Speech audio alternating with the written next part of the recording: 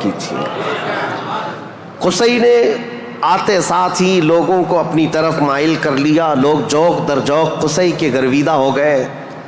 پھر قصی نے سارے قریش کو جو ادھر ادھر منتشر تھے سب کو مکہ میں جمع کر دیا، اور بنو خزاعہ قبیلے کے ہاتھ میں جو خانہ کعبہ کی تولیت تھی اس کو حاصل کر لیا۔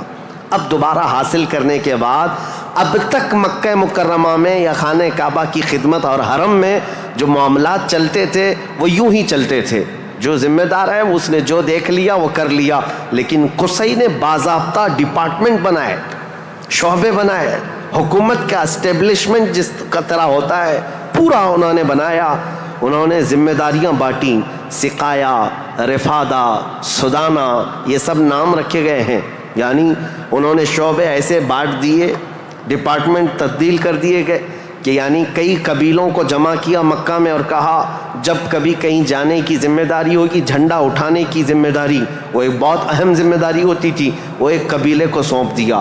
اور ہر سال جو حاجی آتے ہیں مینا میں ان کو پانی پلانا اور کھانا کھلانا، اس کو سقایا کہا جاتا تھا، وہ ایک قبیلے کی ذمہ داری دے دی گئی، سقایا، یہ ڈپارٹمنٹ پوری منسٹری ہو گئی۔ اور اس کے بعد رفادہ، یہ ایک ذمہ داری ہے، جو حاجی آیا کرتے ان کو پیسوں کی ضرورت ہوتی، کہیں دور دراز سے سفر سے آئے ہوتے ان کی مالی مدد کی ضرورت ہوتی، وہ ایک خاندان کے ہاتھ میں دے دیا گیا۔ یہ رفادہ ایک منسٹری کا نام ہے، وہ اس منسٹری کے ذمہ دار ایک قبیلے کو بنایا۔ پھر اس کے بعد سدانہ، خانہ کعبہ کی حفاظت، اس کے غلاف کو تبدیل کرنا، اس کی چابی کی ذمہ داری، اس کو کھولنا بند کرنا، اس کی صفائی کرنا، وہ بھی ایک قبیلے کے ذمے میں دے دیا۔ وہ باضابطہ ایک منسٹری بنائی گئی، ایک وزارت تھی، اور اس کے علاوہ تقریباً انہوں نے 26 منسٹریاں بنائی تھیں، شعبے بنائے تھے۔ کون؟ حضرت قصی۔ یہ دنیا میں سب سے پہلے اس طرح شعبے جات کو تقسیم کر کے، جیسے ایک جمہوری نظام ہوتا ہے، ایک ڈیموکریسی نظام ہوتا ہے، اس طرح سے آپ نے بنایا۔ اور حضرت قصی کی یہ مہارت تھی کہ پورے عرب میں آپ کا، بلکہ ہر جگہ آپ کا چرچا ہونے لگا۔ اور حضرت قصی نے اس چیز کو اتنے اونچے لیول تک لے جا کر وہاں مکہ مکرمہ کو پوری دنیا میں متعارف کیا کہ لوگ یہاں کی خدمتیں دیکھنے کے لیے آیا کرتے تھے، ہر قبیلے کو الگ ذمہ داریاں تھیں۔ یہ تاریخ ہے۔ اس کے بعد قصی جلدی ہی انتقال کر گئے، حالانکہ ان کو زیادہ وقت نہیں ملا، ان کا زیادہ وقت نہیں تھا۔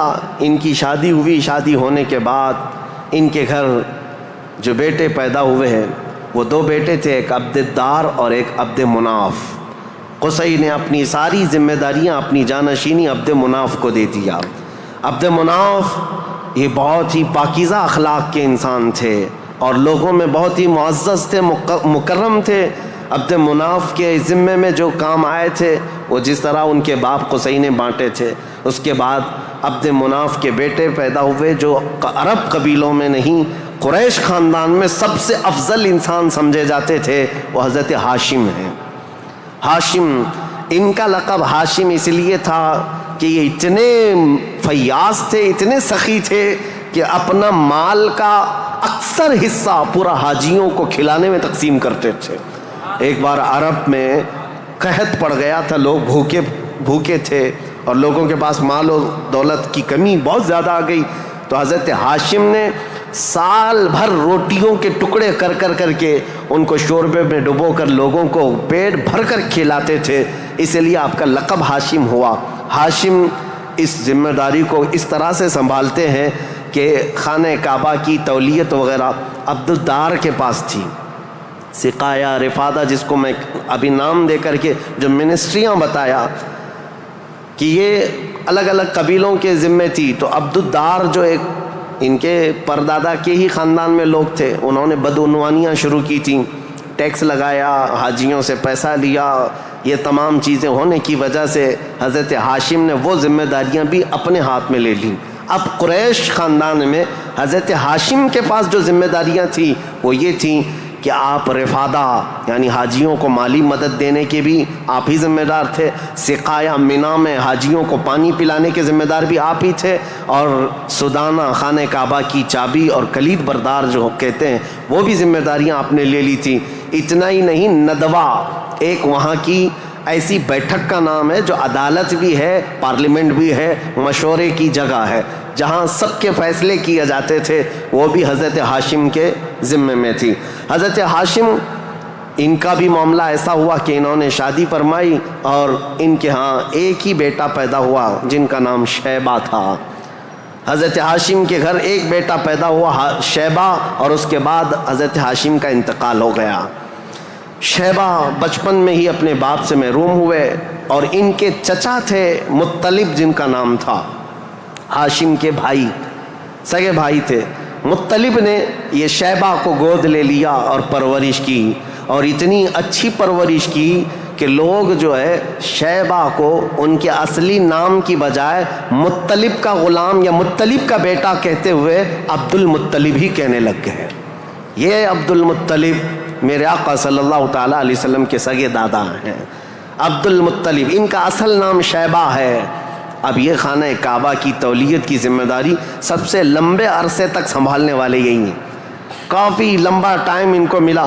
عبد المطلب کے زمانے میں ہی وہ اصحاب فیل کا واقعہ پیش آیا جو ابرہہ بادشاہ خانہ کعبہ کو ڈھانے آیا تھا، یہ حضرت عبد المطلب کے زمانے میں پیش آیا۔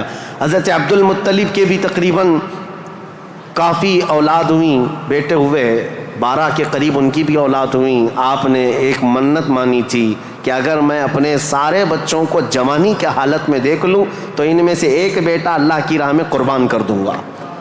جب سارے بچے آپ کے جوان ہو گئے تو حضرت عبد المطلب خانہ کعبہ کے پاس گئے، اور اس کے بعد آپ نے قرعہ اندازی کی اپنے بیٹوں کے نام نکال کر کے کہ کس بیٹے کا نام نکلے گا جس کو قربان کیا جائے۔ تو آپ نے جب قرعہ اندازی کی تو آپ کے چھوٹے بیٹے حضرت عبداللہ کا نام نکلا، قربانی کے لیے حضرت عبداللہ کا نام نکلا۔ حضرت عبد المطلب کے وہ سب سے زیادہ محبوب تھے، نور نظر تھے۔ آپ نے سارے لوگوں سے مخاطب ہو کر کے کہا کہ اس مسئلے کو کیسے حل کریں، تو سارے لوگوں نے کہا کہ اللہ رب العزت کے معاملات اللہ کے حوالے اس کو چھوڑ دو۔